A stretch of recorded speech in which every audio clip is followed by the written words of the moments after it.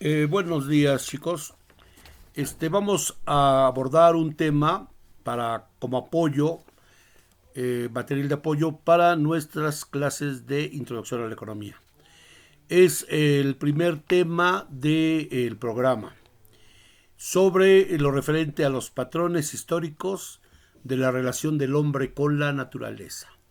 Bueno, eh, es muy importante este concepto de relación hombre-naturaleza porque tiene muchas implicaciones, tanto a nivel teórico como también a nivel de la problemática biológica, social que actualmente se enfrenta el individuo. ¿Sí?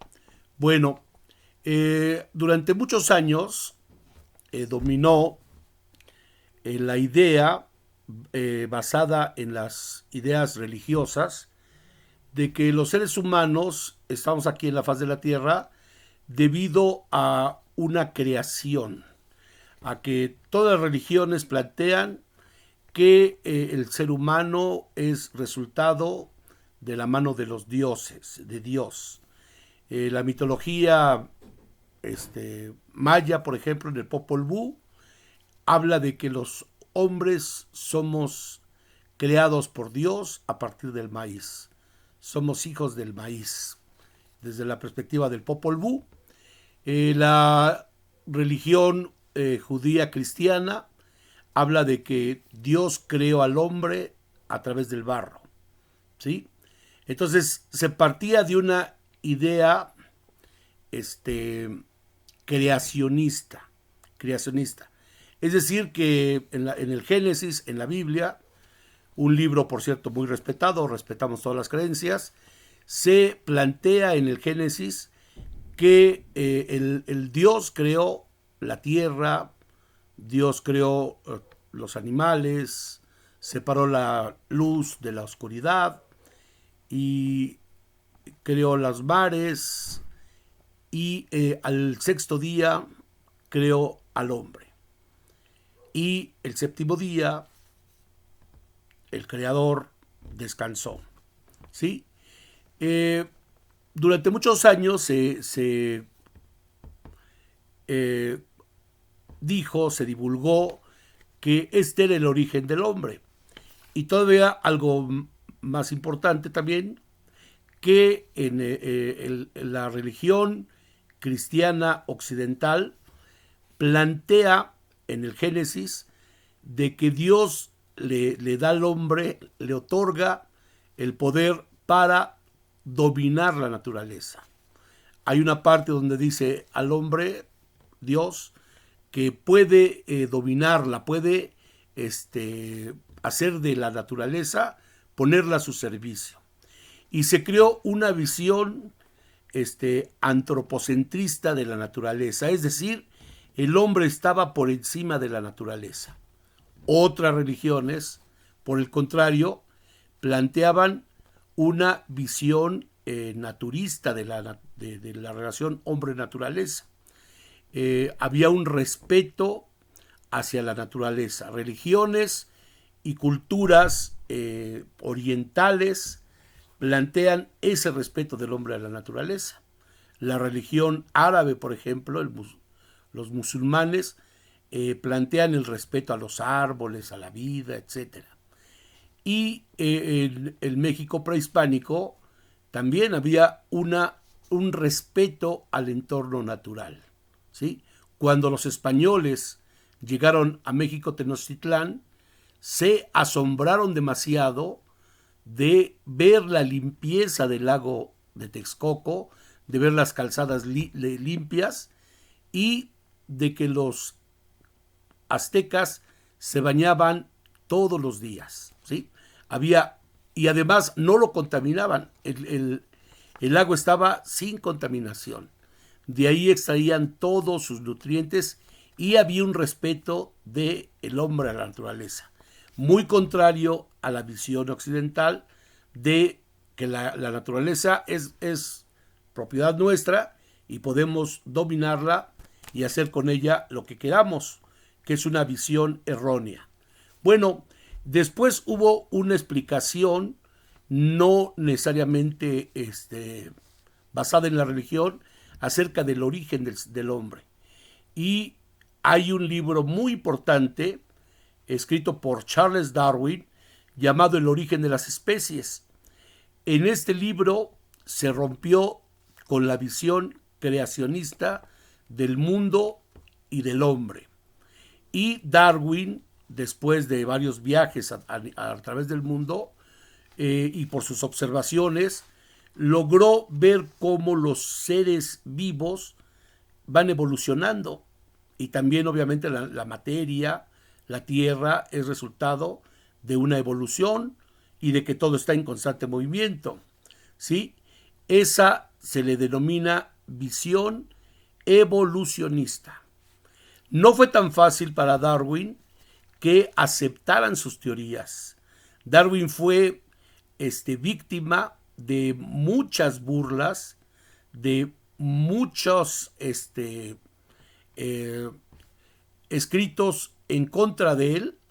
Incluso se hicieron caricaturas donde un primate, un mono, estaba vestido con un traje y su sombrero y la cara de Darwin, como una forma de ridiculizar las teorías de Darwin, que sin embargo cada vez más adquirieron más seguidores y se fueron popularizando y aceptando a nivel mundial, pero no fue fácil, fue después de mucho tiempo de debate y de demostrar que en realidad la teoría de Darwin era la más cercana a una explicación del hombre con la naturaleza. ¿Sí?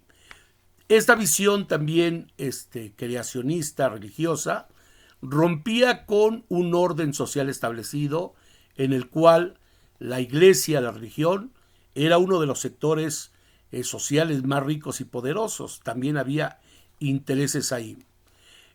Años más tarde, en 1876, un político, activista, revolucionario e intelectual llamado Federico Engels, que por cierto era muy amigo de otro revolucionario de gran trascendencia llamado Carlos Marx.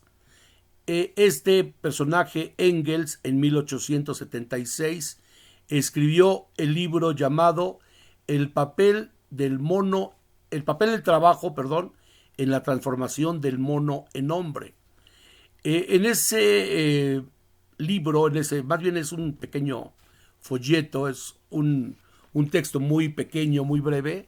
Federico Engels plantea cómo se fue dando a través de los siglos, se fue dando esta evolución de los antepasados del hombre que provenían de los primates, de los monos, tal como lo había planteado Darwin, hasta llegar al ser humano que conoció Engels a finales del siglo XIX.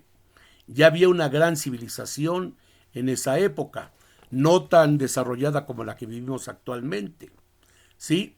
Entonces, en ese libro, El papel del trabajo en la transformación del mono en hombre, Charles Darwin plantea muchas razones por las cuales los hombres fueron evolucionando de primates hasta llegar al hombre actual, civilizado, como tal y como somos en la actualidad.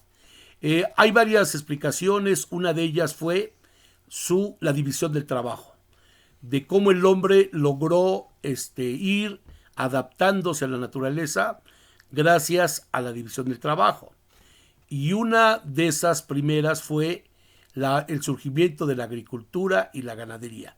El ser humano dejó de ser recolector, dejó de vivir en cuevas para salir y empezar a domesticar animales. ¿Sí? La agricultura y la ganadería y la incorporación de la carne y de las proteínas a su dieta de los antepasados. Todavía estaban en el estado primitivo, todavía había un eslabón entre el mono y el hombre.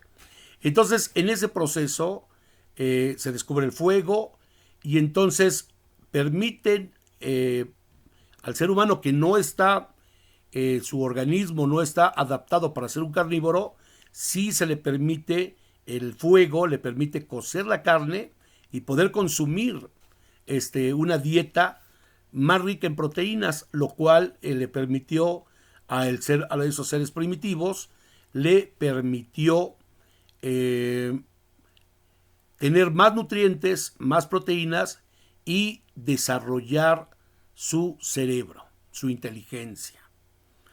Y otro factor que señala Engels como el más importante es de que también la evolución le permitió al hombre desarrollar sus destrezas físicas, ¿sí?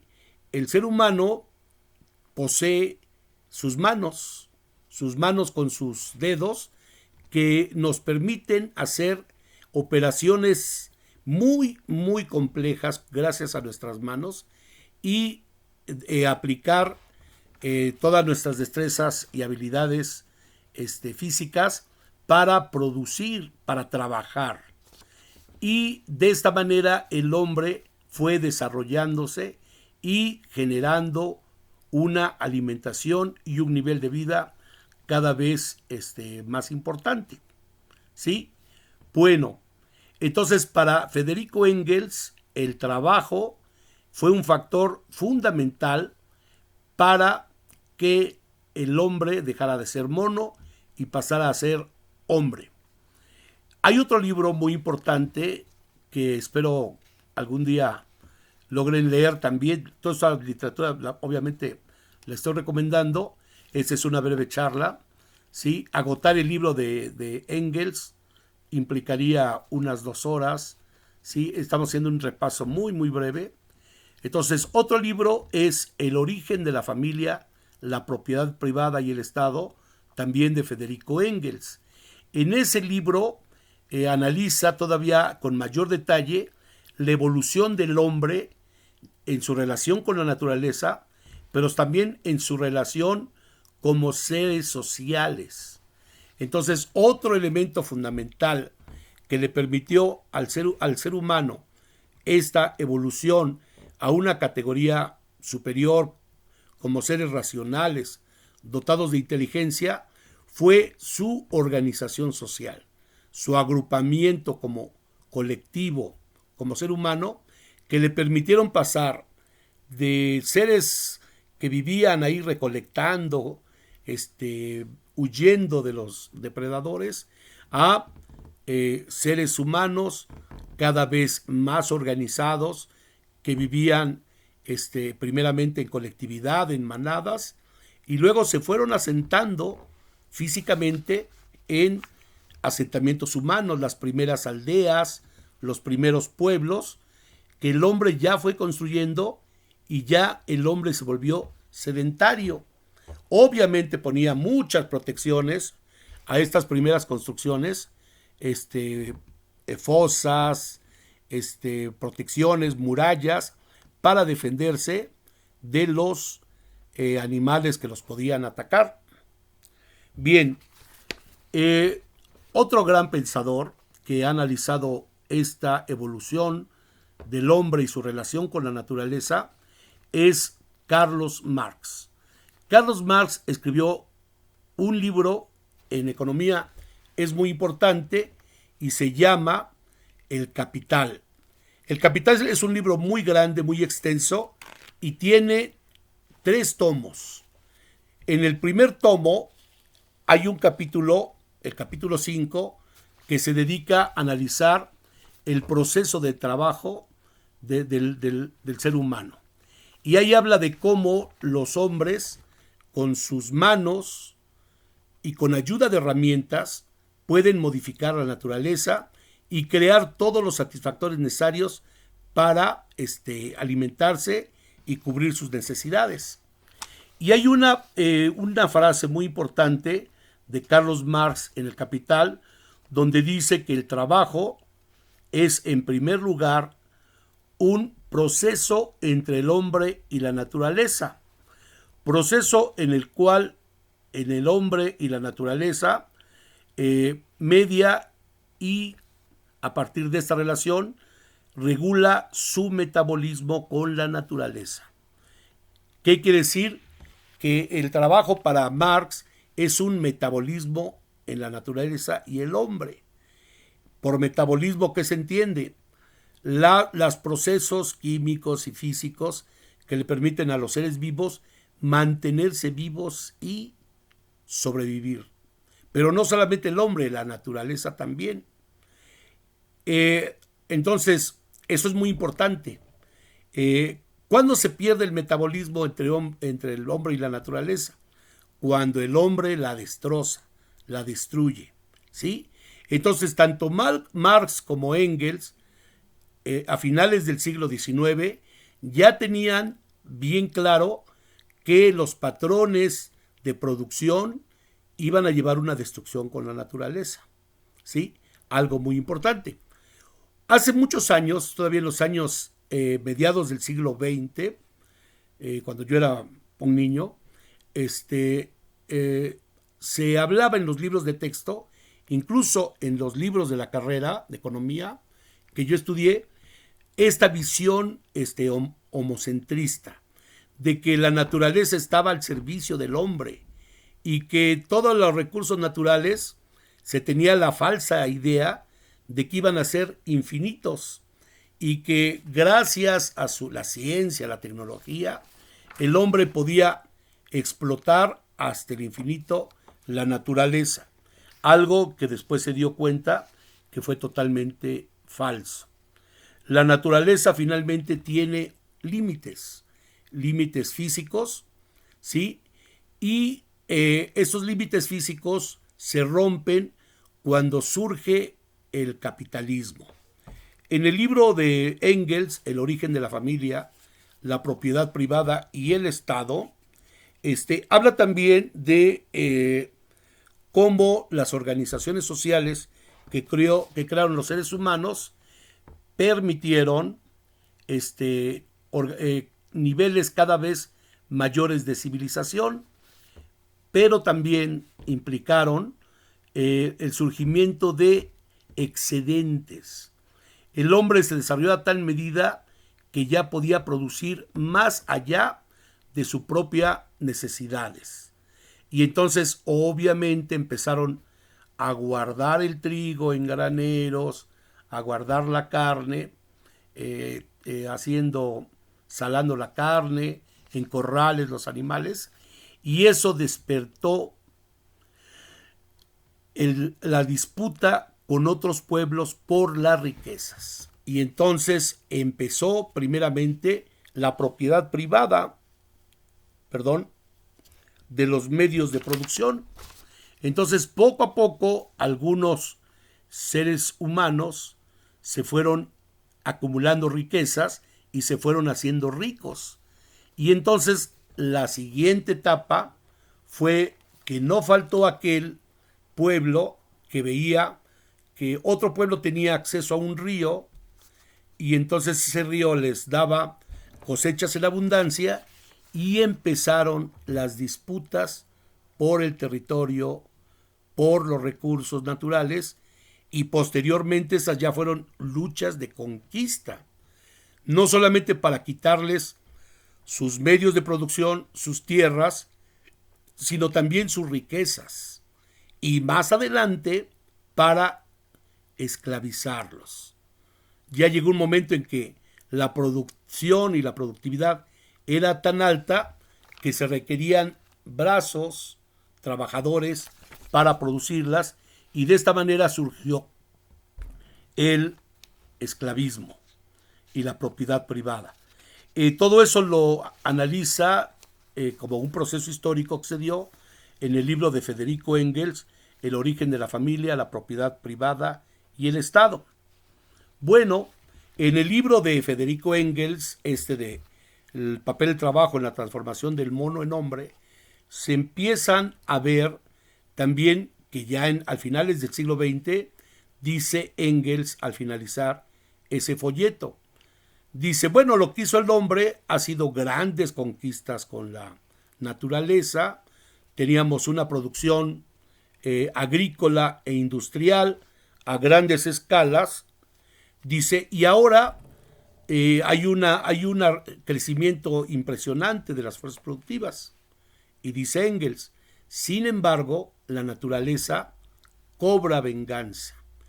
Y ya en la época de Engels, los seres humanos habían deforestado una buena parte de Inglaterra, talaron bosques enteros para buscar leña que requerían las máquinas.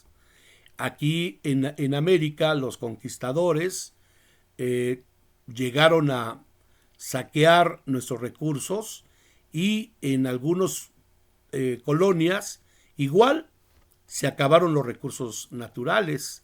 En Cuba llegaron para plantar el tabaco y entonces como había muchos bosques, toda Cuba estaba llena de selvas y bosques tropicales, lo que hicieron los españoles conquistadores fue talar bosques y eso les sirvió para 1 o 2 cosechas. Pero al cabo de ciertos años, eso llevó a una pérdida de la humedad. Los bosques retienen el agua y jalan el agua y una terrible erosión. El caso de Mesopotamia es un caso en la antigüedad remota, es un ejemplo clave. Se decía que Mesopotamia era el territorio más rico que había en ese momento, bueno, al igual que Egipto, el Nilo, al igual que China, los ríos, era en Mesopotamia una zona enormemente fértil. Daba hasta 3 cosechas al año, la abundancia de humedad y del río. Y entonces, ¿qué hicieron los mesopotámicos? Desviaron los cauces del río Éufrates y del río Tigris para aprovechar más tierras. Y en eso lo que hicieron fue, igual, el subsuelo de Mesopotamia tiene mucho calcio y muchos minerales que no son fértiles. Y entonces empezó una salinización y al cabo del tiempo esas tierras fértiles se convirtieron en lo que actualmente son zonas semidesérticas. ¿Sí? Muy bien. Y así surgió todo el siglo XIX. Pudimos ver que ya bajo el sistema capitalista hubo un impresionante desarrollo industrial, hubo una gran revolución industrial. Potencias como Inglaterra se dedicaron a hacer la guerra y colonizar países enteros, ¿sí?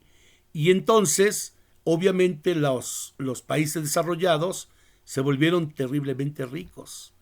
Pero poco a poco, ya al iniciar el siglo XX, la codicia humana no tenía límites. Incluso se provocaron 2 guerras mundiales en el siglo XX por esta codicia. Pero no solamente el capitalismo es depredador con los seres humanos. El capitalismo es terriblemente depredador con la naturaleza. En esta idea falsa de que el hombre está en el centro de la naturaleza, pues se generó toda una idea falsa de dominio sobre ella. Y entonces ya poco a poco, en el siglo XX, empezaron a ver los grandes problemas ecológicos que se fueron presentando. Y otro elemento muy importante que también fue que el desarrollo científico que se dio permitió grandes avances en la medicina y la tasa de natalidad se mantuvo igual, pero la tasa de mortandad disminuyó y entonces la población se multiplicó, en especial en los países subdesarrollados. Y la población del planeta, que al inicio del siglo XX era de aproximadamente 1.000 millones de personas, al finalizar el siglo XX era de 7.000 millones de personas. Se había multiplicado en un 700% la población, de manera que todo eso también, la población, es una presión muy grande sobre los recursos naturales y sobre el medio ambiente.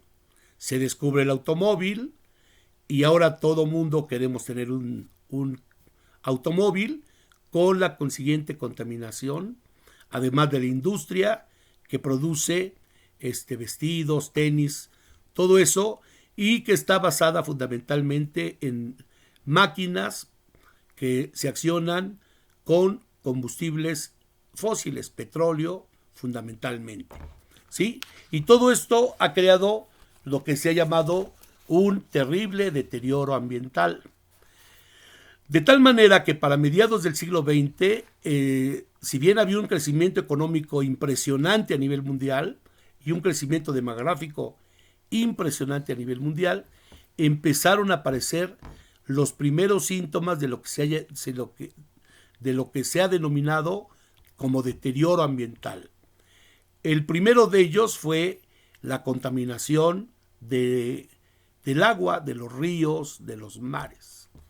Muchas especies fueron desapareciendo, especies marinas y especies terrestres.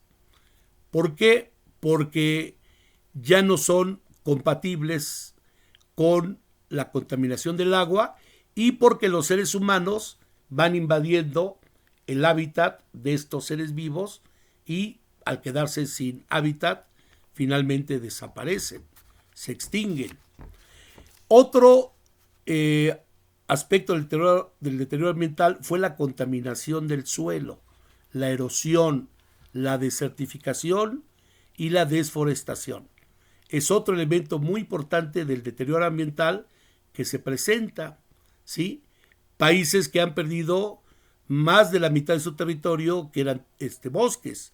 México, en 1980, la Sierra Norte de Puebla, tenía, por así decirlo, un 100% de bosques. En la actualidad, 40 años más tarde, de ese 100%, la Sierra Norte de Puebla tiene solamente el 20% de los bosques que tenía. Y así con el resto del país. Se han perdido, se dice, grandes proporciones de bosques. Y con la consiguiente pérdida de la humedad y la consiguiente desertificación, ¿sí? Sin embargo, el deterioro ambiental más terrible que estamos viviendo es lo que se ha llamado el calentamiento global. ¿Qué es el calentamiento global? Bueno, es todo el aumento de temperatura promedio que está subiendo cada año. Se dice que está subiendo a un promedio de 1.5 grados centígrados cada 10 años, que aparentemente es muy poco, pero después de muchas décadas, ya se cree que de 1900 al 2010 ha aumentado en 7 grados centígrados la temperatura promedio del planeta. Para que nos demos un ejemplo, a 20 grados centígrados es la temperatura de Puebla promedio cuando hace frío, ¿sí? 20 grados, 22 grados. Y en la costa de Veracruz, a nivel del mar, el promedio es de 30 grados. A ese nivel ha sido el deterioro, ¿sí? En la actualidad tenemos 5 grados más de temperatura que teníamos hace 100 y en la costa 5 grados más. Y la tendencia es cada vez más preocupante. El deterioro del cambio climático se originó por la presencia de gases, se llaman, tiene un nombre muy largo, carbono, cloro, fluoratados. Entonces tienen cloro, gases que tienen cloro, carbono y fósforo, y flúor, perdón, ¿sí? Entonces esa composición se encuentra en el CO2 de la combustión de combustibles fósiles como el gas y como el petróleo, se van hacia la atmósfera y destruyen la capa, han ido destruyendo la capa de ozono. Entonces, en 1986 se publicó que investigadores detectaron ya un boquete terrible en la atmósfera, en una capa de la atmósfera provocada por estos gases de efecto invernadero. Ahorita les voy a decir por qué se llama efecto invernadero. Y entonces este boquete se fue extendiendo cada vez más y más. De manera que en la actualidad ese boquete ya tiene el tamaño de un continente como pequeño continente como Australia, más de 10 mil kilómetros cuadrados, 10 millones de kilómetros cuadrados, están un terrible boquete en el sur del planeta y están apareciendo más en otros lados. Entonces ahí ese boquete provocó lo que se llama el efecto invernadero, porque la atmósfera nos defiende, nos protege de los rayos infrarrojos y ultravioleta que llegan del sol.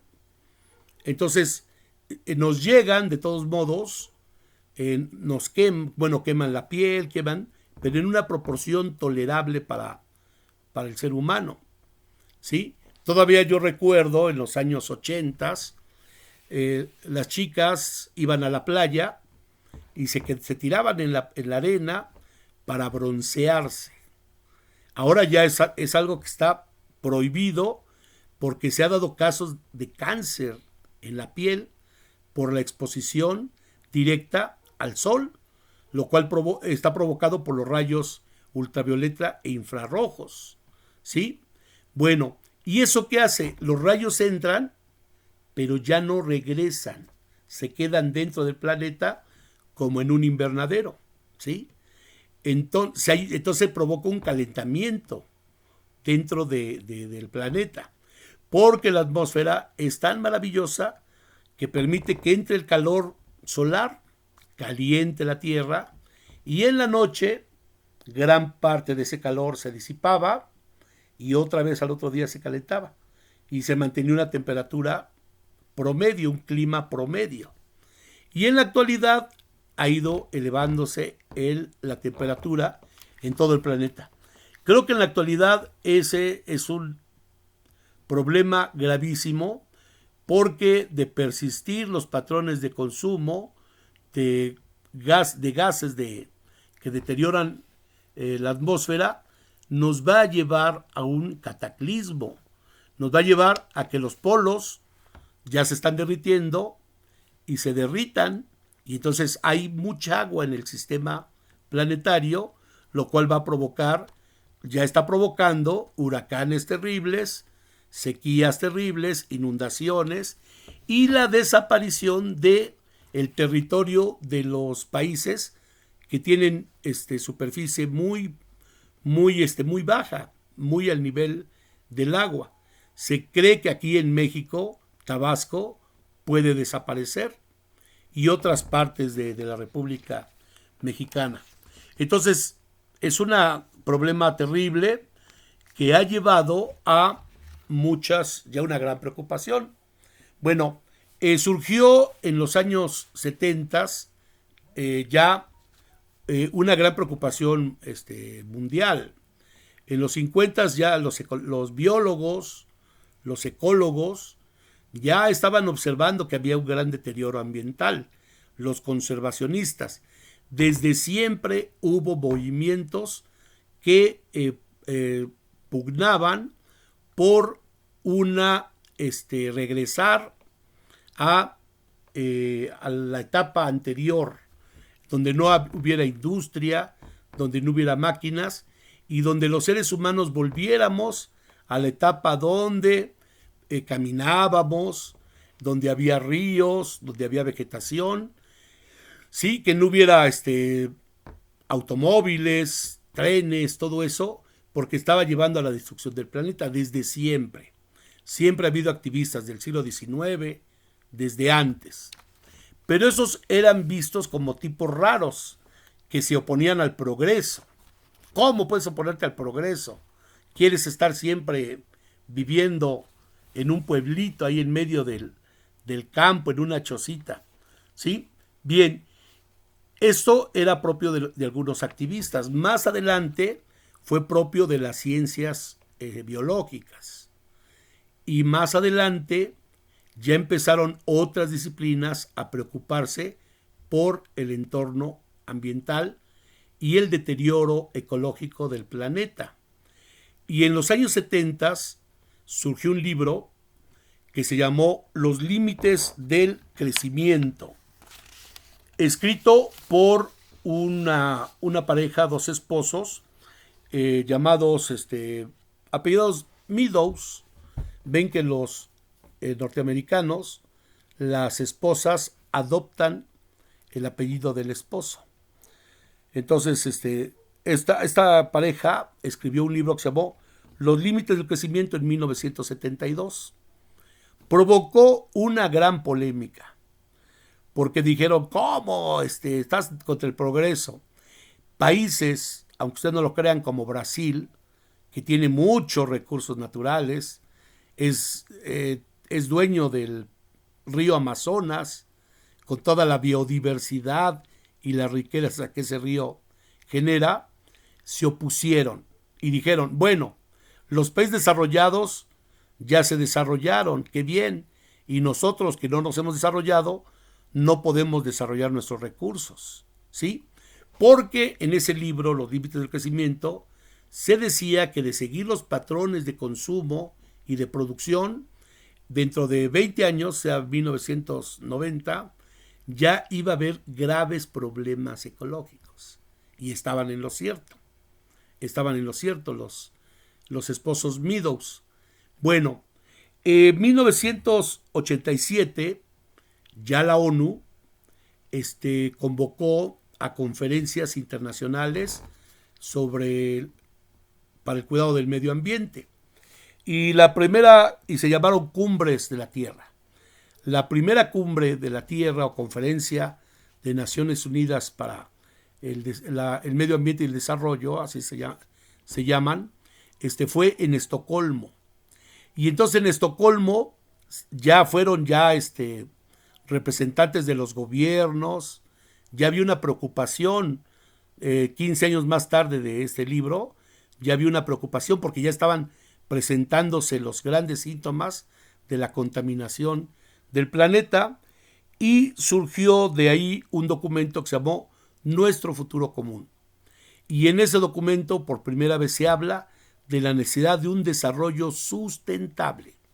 ¿Qué significa la sustentabilidad? Significa que podemos seguir creciendo, desarrollando la industria, pero sin deteriorar los recursos naturales, que se vayan reponiendo, que sean sostenibles, que si talamos 1,000,000 de árboles, sembremos otros 100,000 árboles, para que dentro de un año se vayan regenerando los árboles. Y así, cada vez, dentro de 20 años, ese 1,000,000 de árboles que talamos ya estén nuevamente aprovechables, ¿no?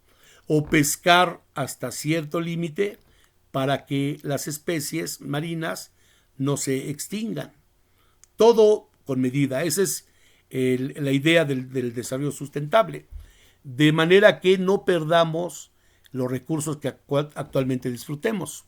Un aspecto fundamental del desarrollo sustentable es que plantean de que las generaciones actuales deben preocuparse por lo que le vamos a heredar a las generaciones futuras, a nuestros hijos, a nuestros nietos, ¿sí?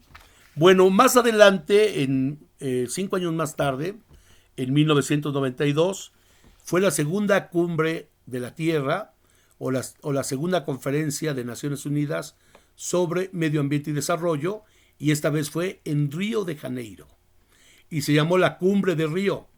Y fue muy importante porque de ahí se reunieron ya todos los países del mundo, o la inmensa mayoría de países del mundo, ya preocupados por tomar medidas acerca de el deterioro ambiental.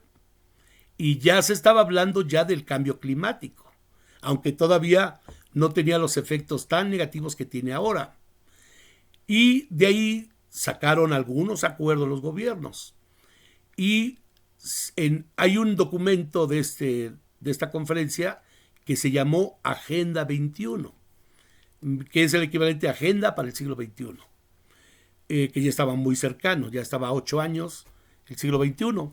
Y entonces en la Agenda 21 plantean varias cosas. Uno, que todos los países tuvieran una dependencia, una secretaría, un ministerio dedicado exclusivamente al medio ambiente. México adoptó ese tipo de medidas y creó la primera Secretaría de Medio Ambiente, que se llamó SEDUE, Secretaría de Desarrollo Urbano y Ecología, ¿sí? Y más adelante, años más tarde, surgió la Semarnap, que es Secretaría del Medio Ambiente, Recursos Naturales y Pesca, y para finalmente terminar en Semarnat, que es Secretaría de Medio Ambiente y Recursos Naturales. Actualmente es la Secretaría encargada del cuidado del medio ambiente. Y otro aspecto está también lo que se conoce como políticas ambientales, en el cual los gobiernos se comprometen a tomar medidas de políticas públicas para combatir el deterioro ambiental. Y estas políticas públicas son, entre otras, cambiar la ley, cambiar la Constitución, para que haya una ley de protección al medio ambiente. En México existe la LEGEPA, que es la Ley General de Protección al Medio Ambiente, LEGEPA, y también se creó la Procuraduría Federal de Protección al Ambiente, que es la PROFEPA, en México y en todos los países. Entonces ya comenzó a haber una preocupación a multar, a sancionar a las empresas contaminadoras. Pero todo estaba muy bien. Sin embargo, la COP21 no logró que todos los países tomaran esas medidas como obligatorias, ¿sí? Sino más bien quedaron como un exhorto, ¿sí? No son vinculantes. Y especialmente después vino la conferencia de Kioto en 1997, en el cual ya se trató exclusivamente sobre el cambio climático. Y era tomar medidas ya urgentes para reducir la emisión de contaminantes, ¿sí? Y todo muy bien, muchos países adhirieron y se comprometieron a reducir drásticamente los gases a la atmósfera, ponerle chimeneas, ponerle cosas así, ya no permitir que las emisiones fueran directas, filtros, y ir cambiando los combustibles fósiles a energías renovables.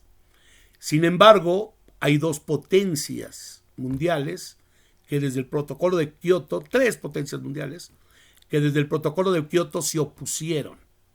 Y una de ellas fue Estados Unidos. La otra fue China. Estos dos países, Estados Unidos y China, son los países que más producción industrial tienen y los que más producen gases de efecto invernadero. Y no se comprometieron. Dijeron que quedaba como a libre voluntad. Si yo puedo, lo hago. Si no puedo, ni modo, ¿sí?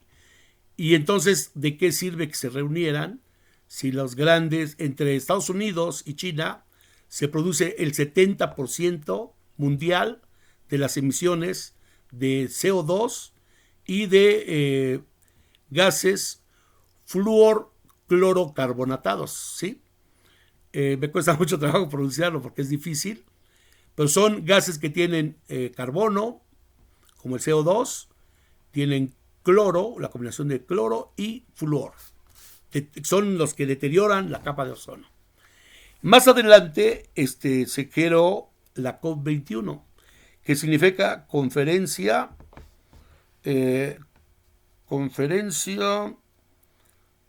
sobre cambio climático, pero su nombre es COP21, Conferencia Internacional sobre Cambio Climático, y sus siglas en inglés son mejor conocidas como COP21, ha habido COP16, en México hubo la COP19, me parece, hace como 8 años, y en París en 2015 hubo la COP21 y recientemente hubo la COP22.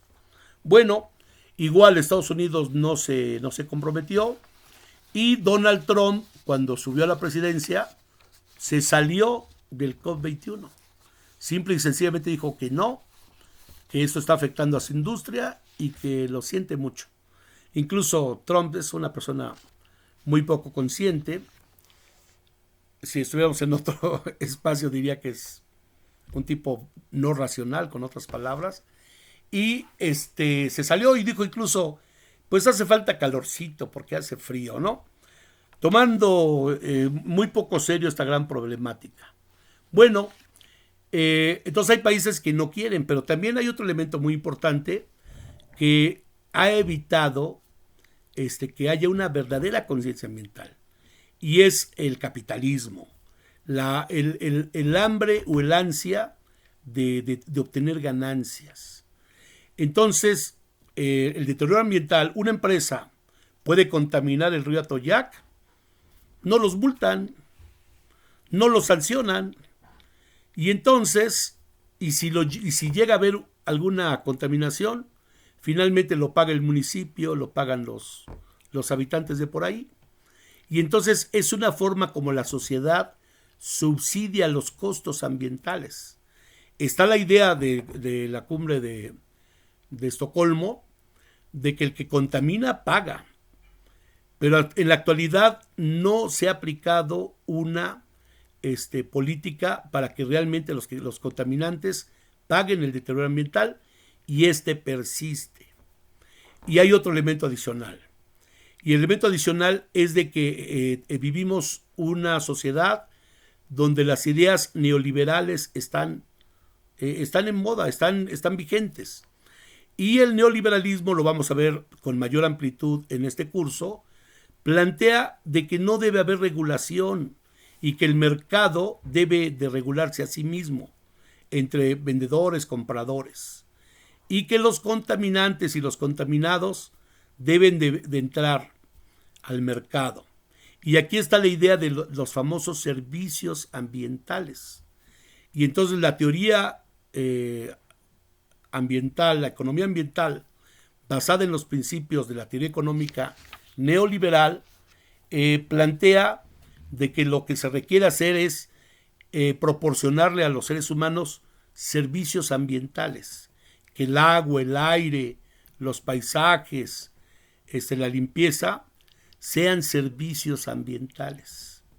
Y más aún, el neoliberalismo plantea que el Estado no debe regular, el Estado no debe aplicar multas, sanciones a los contaminadores, sino que sean los propios empresas que brinden servicios ambientales para atenuar esta contaminación. Y entonces, lejos de que haya una solución, ahora ante este gravísimo problema de la contaminación, está la idea de privatizar los servicios ambientales como el agua, los ríos, etc. Y esto en la actualidad es algo muy importante y muy trascendental, y este sería el punto de partida para esta primera introducción al problema de esta primera unidad. Ahorita con esta charla hemos abordado los primeros 2 puntos de la primera unidad, que corresponden a la relación hombre-naturaleza. Y la siguiente charla va a ser una breve charla sobre la relación hombre-sociedad. Bueno, pásenla bonito, cuídense mucho y nos veríamos en la próxima charla. Las indicaciones sobre este pequeño video las voy a subir a la plataforma Teams como parte de la actividad que vamos a estar desarrollando en este curso. Hasta luego y que la pasen muy bien. Saludos a todos.